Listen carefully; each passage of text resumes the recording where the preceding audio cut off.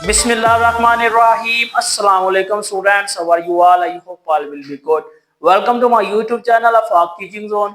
बच्चों हम लोग पढ़ रहे हैं 11th क्लास फिजिक्स का न्यू सिलेबस, जिसमें हम लोगों ने चैप्टर नंबर 12 स्टार्ट किया हुआ है, जिसका नाम है हमारा न्यूक्लियर एंड पार्टिकल फिजिक्स।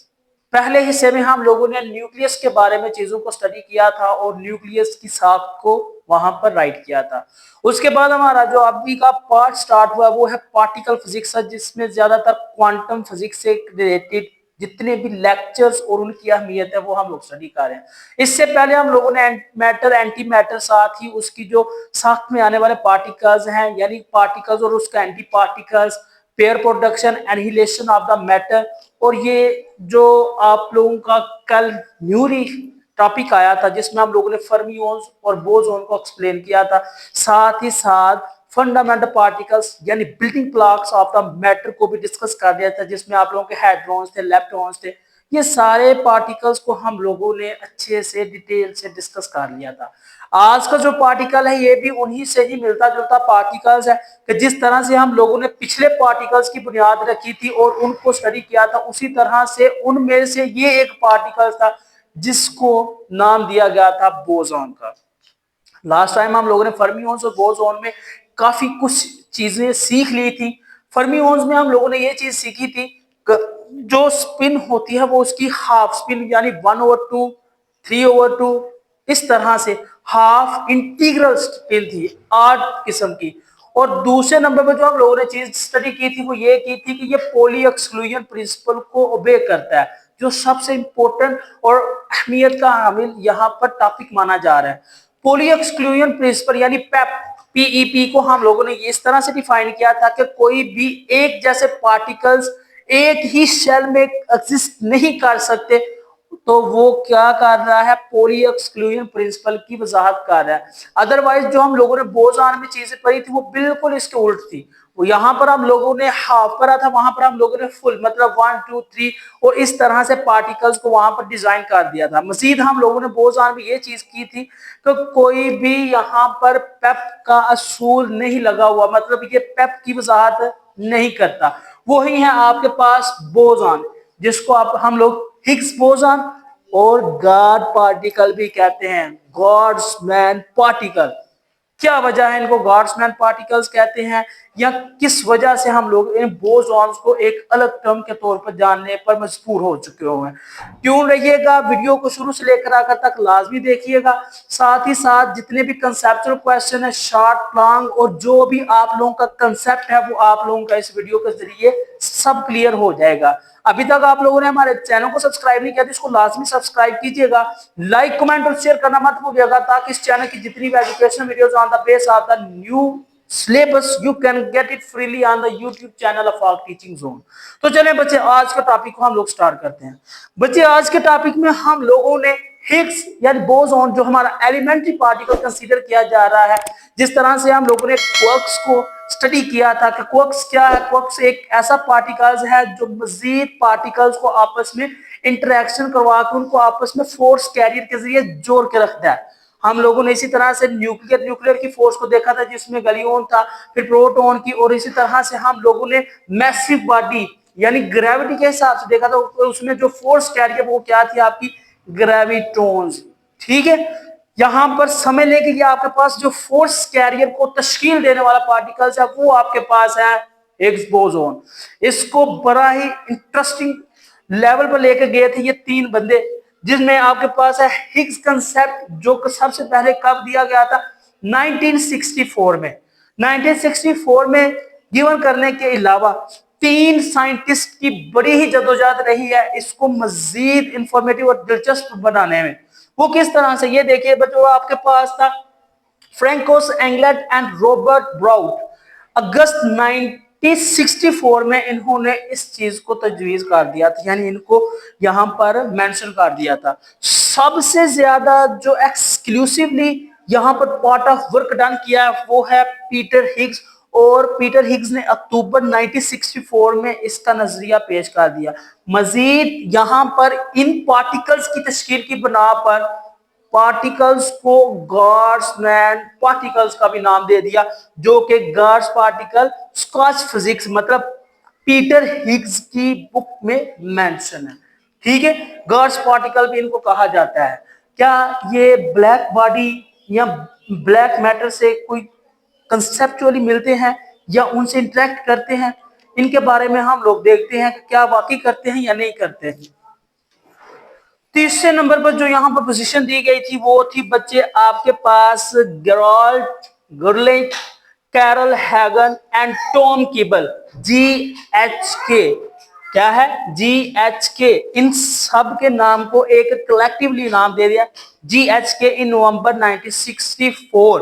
ये है बच्चों इसकी शॉर्ट सी हिस्ट्री। आपके सिलेबस में बड़ा शॉर्टली यहाँ पर पूछा गया, इसलिए उसकी मुनासबत से आप लोगों को यहाँ पर शॉर्टली बताया गया। मजीद इसकी एक्सप्लेनेशन हम लोग बड़ी क्लासेस में देखेंगे। तो बच्चे यहाँ पर देखें जो इसकी स्पेशलिटी थी, जो नोबेल प्राइज यहाँ पर मिला था हिग्स बोसोन की दरियाफ्त की वजह से, वो क्या था? The particle and the field were named after Peter Higgs. Peter Higgs के बाद इनको पार्टिकल का नाम दिया गया था, who more explicitly addressed the existence and decay of the massier scalar boson in his paper. उसने अपने पेपर में इसके मुतल्लिक एक एक्सप्लेनेशनल और सबसे ज्यादा इंपॉर्टेंट पॉइंट्स ऑफ व्यू दिया था, जिसके मुताबिक इसकी एग्जिस्टेंस यहाँ पर मुमकिन हो सकी थी। ठीक है, तो दूसरा जो यहाँ पर ये जो दूसरे साइंटिस्ट हैं, इनकी बदौलत से भी काफी कुछ जानने को मिला था। इनका भी बहुत एक काम था यहाँ पर। यहाँ पर देखिएगा जो पीटर हिग्स और जो फ्रैंकिस इंग्लिश है, इनको नोबेल प्राइज से भी नवाजा गया था फिजिक्स में 2013 में, यानी कि 2013 में इनको नोबेल प्राइज भी मिला था। तो Nobel prize for their work the existence of the particle was confirmed experimentally by the ATLAS and CMS collaborations at LHC यानी large hadron collider at CERN. ये सन क्या है बच्चों? ये हम लोगों ने अपने ग्रेविटेशन वाले चैप्टर्स में भी स्टडी की थी। उसमें हम लोगों ने ये चीज देखी थी कि ये यूरोप की ऑर्गेनाइजेशन है जिसमें न्यूक्लियर रिसर्च के बारे में हम लोगों चीजों को डिस्कस करते हैं। तो इसकी डेफिनेशन फिर किस तरह से होगी? The Higgs boson is an elementary particle associated with the Higgs field which permits all of the space and is responsible for giving the mass of other fundamental particles like electrons and quarks। ये क्या चीज है? जब इसके साथ बच्चों particle interact करता है ना, ये उसको मैस देता है। आप इस तरह से आसान लफ्जों में समझ सकते हैं कि जब कोई चीज इसके साथ आकर टकराती है, लॉ ऑफ मोमेंटम में हम लोगों ने क्या चीज सीखी थी कि एक बॉल तेजी से आकर दूसरी रेस्ट पर पड़ी हुई बॉल को टकराती है, अपनी सारी फोर्स उसको गिवन करके खुद रेस्ट की हालत में आ जाती है, जबकि उसकी जो मुतलका फोर्स है उस फोर्स से दूसरी बॉल जो है वो मूव करना स्टार्ट कर देती है। हिग्स बोसोन को भी हम लोग क्वांटमली अगर देखें ना, तो ये भी एक कुछ इसी तरह से यहाँ पर एक्सप्लेन कर रही है कि ये इससे इंटरेक्ट करने वाले जो पार्टिकल्स है उनको मैस फ्राहम करती है, उनको मैस गिवन करती है, जिसकी वजह से उनका मैस रेस्ट मैस नहीं समझा जाता, यानी 0.511 मेगा इलेक्ट्रॉन नहीं कंसीडर किया जाता। ठीक है, तो बच्चों यहां पर जो हमारे पास चीज आएगी वो क्या आ जाएगी? ये हमारे पास मैसलेस आएगी अगर वो इंटरेक्ट नहीं करेंगे इस फील्ड के साथ। अगर वो अपना इंटरेक्शन नहीं करेंगे तो वो किसी भी तरह से खुद को एग्जिस्ट नहीं करेंगे, उनको हम लोग जीरो मैस कंसीडर करेंगे। अंडरस्टूड है? विदाउट द हिग्स फील्ड, इस फील्ड की बगैर most of the particles would be massless and travel at the speed of the light। जितने भी पार्टिकल्स हैं हिग्स बोसोन की इस दरियाफत की वजह से अगर हम लोग कंसीडर करते हैं, अगर कोई पार्टिकल इससे नहीं इंटरेक्ट कर रहा तो वहां पर उसका मैस बच्चों जीरो कंसीडर किया जाएगा। इस इंपॉर्टेंस में हम लोग चीज देख सकते हैं। यहाँ पर डेफिनेशन यानी इसकी स्टेटमेंट में हम लोगों ने ये चीज कंसीडर की है कि जो भी पार्टिकल्स इस पार्टिकल्स के साथ इंटरेक्ट करता है, जैसे पार्टिकल्स में कैरियर फोर्स होती है उसी तरह से ये भी एक पार्टिकल है, कैरियर फोर्स के तरह कंसीडर किया जाता है। जब ये इंटरेक्ट करते हैं तो ये उसको मैस गिवन करता है, जिस मैस से वो फिर मूव करना शुरू कर देता है। दूसरे नंबर पर क्या है कि अगर कोई फील्ड इसके बगैर है, अगर वो हिग्स फील्ड को फॉलो नहीं करता तो वहां पर जो पार्टिकल का मास है वो जीरो कंसीडर किया जाता है, और जब उनका मास ही जीरो कंसीडर किया जाएगा तो वहां पर किसी भी किस्म का उसका कोई भी ट्रैवलिंग, वहां पर जो उसकी ट्रैवलिंग होगी वो बच्चे बहुत ज्यादा स्पीड से होगी, लेकिन वो मैस लेस होगा। यहाँ पर बात हो रही है मैस की, जो इंटरेक्ट करेगा उसके पास मैस आ जाएगा, जो इंटरेक्ट नहीं करेगा वो मैस लेस यानी जीरो मैस कंसीडर किया जाएगा, और उसकी जो स्पीड होगी बच्चों वो स्पीड ऑफ लाइट होगी। और आप लोग जानते हैं कि अगर किसी रिएक्टर में या किसी ऐसी जगह जहां पर हम लोग ऑब्जर्वेशन कर रहे हैं वहां पर अगर पार्टिकल की स्पीड इतनी ज्यादा हो जाए तो हम लोग उसकी एग्जिस्टेंस को मेजर नहीं कर सकते। काफी ज्यादा इस गलती की वजह से भी हम लोग इन पार्टिकल्स को जांचने में बड़ी ही कोताही कर देते हैं कि हमारे पास वहां पर एक मुकम्मल जो कंटेनर है, जो न्यूक्लियर रिएक्टर है वो डिजाइन नहीं होता। तो क्या होता है कि वो मैस लेस होने की वजह से स्पीड ऑफ लाइट को एग्जिस्ट करते हैं, जिसकी वजह से हम लोगों के पास उनकी पैमाइश करना बहुत मुश्किल हो जाता है। ठीक है बच्चों, फंडामेंटल पार्ट ये था बच्चे इसका। फंडामेंटल पार्टिकल्स से पहले आप लोगों के लिए कुछ जानने की चीजें जिसमें हम लोगों ने इसकी डेफिनेशन के साथ साथ इनकी ऑब्जर्वेशंस को और साथ ही साथ इनकी राइटिंग को भी देख लिया है कि किस किसने कौन कौन सा काम किया था। ठीक है, फंडामेंटल पार्टिकल्स में देखिएगा, fundamental particles are considered as to be six quarks, six leptons and gauge boson, जिनको हम लोग बच्चों हिग्स बोसॉन कहते हैं।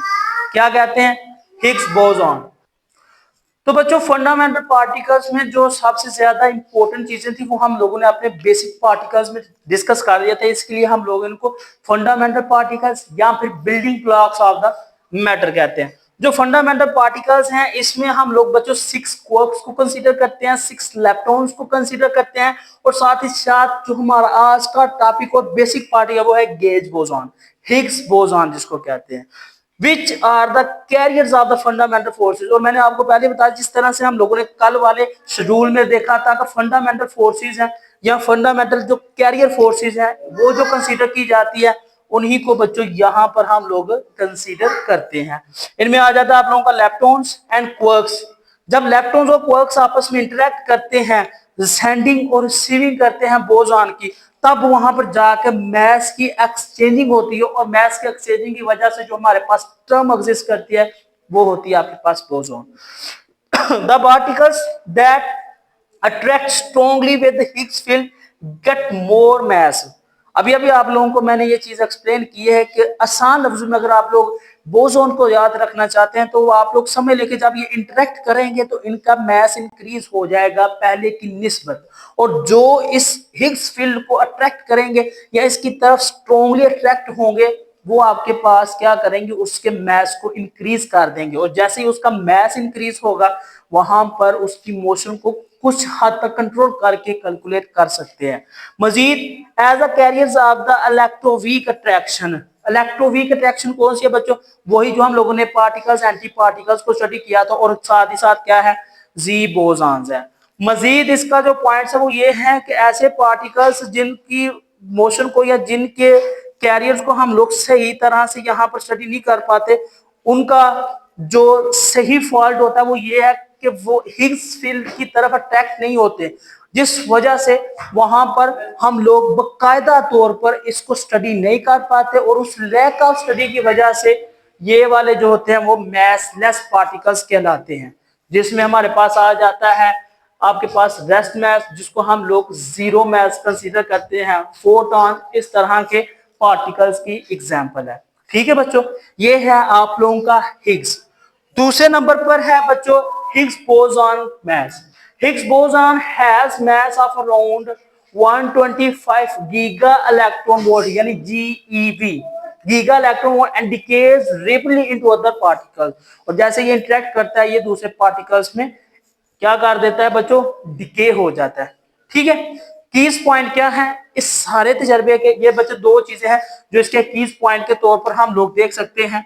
एक है the Higgs boson gets its mass from interaction with its associative Higgs field. Associative Higgs field मतलब जिसके साथ अट्रैक्ट करेगा या कंबाइन होगा उसके साथ वो ज्यादा मास इंटरेक्ट करेगा, और ज्यादा मैथ्स गेट कर लेगा, जीरो मैथ्स कंसीडर नहीं किया जाएगा।